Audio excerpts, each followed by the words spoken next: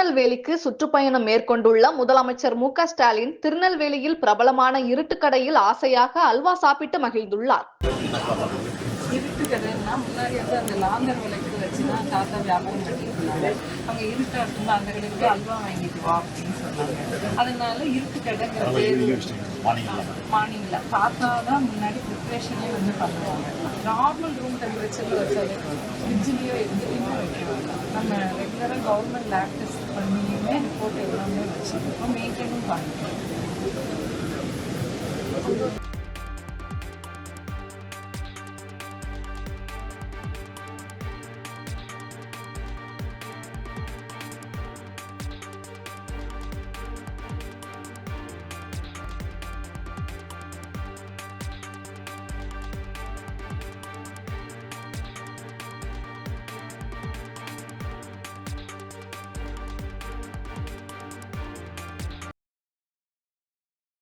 செய்திகளை உள்ளது உள்ளபடி தெரிந்து கொள்ள ரெஃப்ளெக்ட் நியூஸை சப்ஸ்கிரைப் பண்ணுங்க.